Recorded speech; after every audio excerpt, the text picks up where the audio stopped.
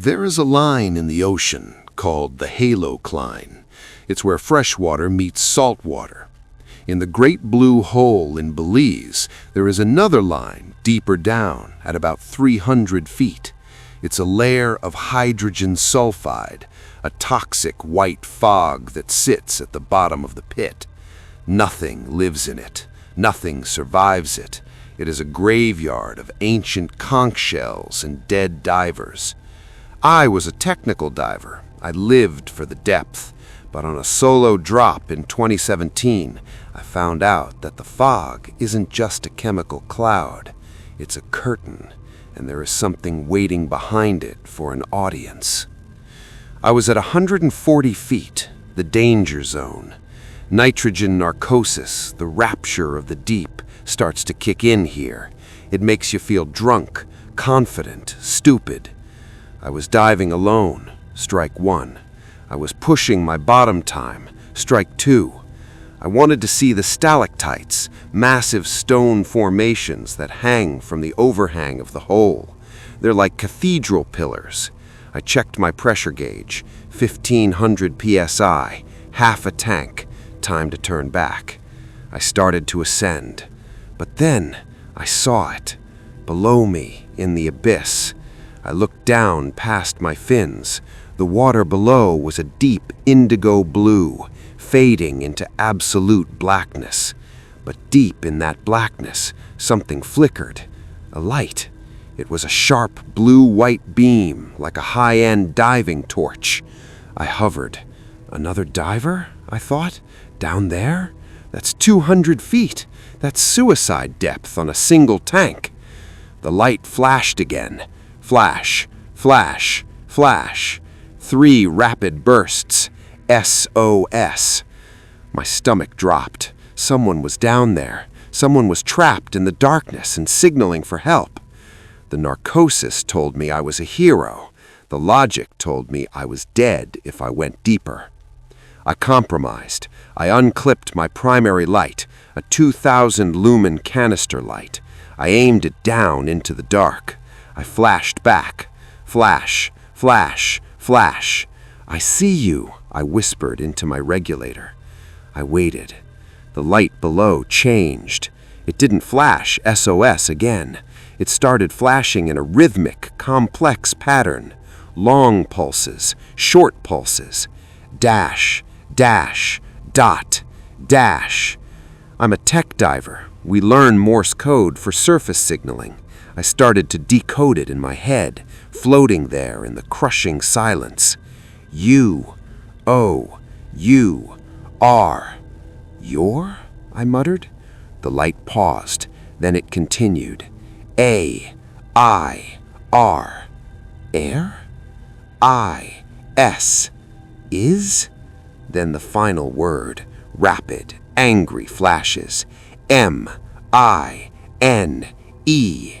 Your air is mine. I froze. My brain tried to process it.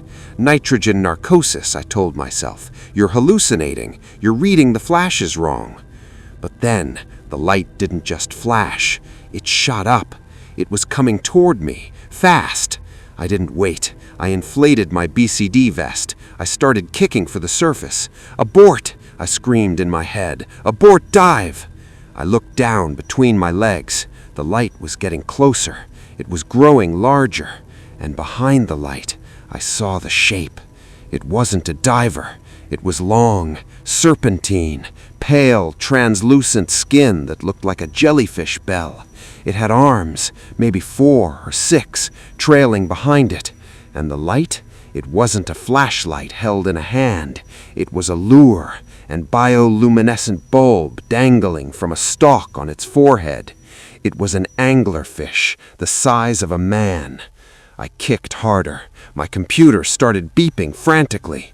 I was going up too fast. If I didn't slow down, the nitrogen in my blood would bubble. The bends would kill me. But the thing below me was faster.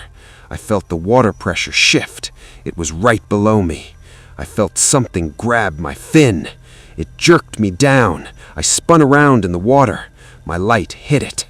It was hideous, a face that was just a mouth, rows of needle teeth, transparent like glass, and above the mouth, two milky, blind eyes. It didn't bite my leg. It reached up with a pale, human-like hand. It grabbed my regulator hose.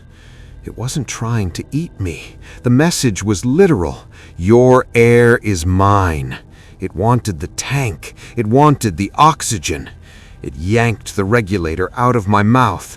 I inhaled salt water. I gagged. The creature shoved the regulator into its own mouth. I watched in horror as it inhaled. It was draining my tank. I could see the pressure gauge needle dropping. I was drowning, 130 feet down. I had one chance. My octopus, the backup regulator clipped to my chest. I fumbled for it. My vision was going black. The creature was distracted, sucking down the air from my primary hose like a drug addict. I grabbed the backup reg. I shoved it into my mouth. I purged the water. I breathed. I pulled my dive knife from my leg strap. I stabbed the creature in the arm holding me. It didn't bleed red. It bled black ink. It shrieked, a sound I felt in my teeth. It let go. It recoiled, clutching its arm. It looked at me with those dead, milky eyes. It hissed, bubbles escaping its gills.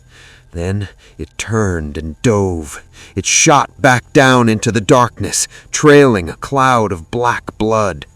I didn't stop. I kicked for the surface. I skipped my safety stop. I shot out of the water like a missile. I scrambled onto the dive boat, vomiting water. My nose was bleeding from the rapid ascent. I spent 3 days in a recompression chamber in Belize City to treat the bends. My joints felt like they were on fire. The doctors asked me what happened. I told them I panicked. I told them a shark hit me. But when the dive shop technician inspected my gear, he went pale. He brought my regulator to my hospital bed. "Mark," he said, "what did you do to this?" The rubber mouthpiece, the part you bite down on, was gone. It had been chewed off. But the bite marks weren't jagged like a shark. They were flat, grind marks. And on the yellow hose, melted into the plastic, was a residue, a slime. They analyzed it.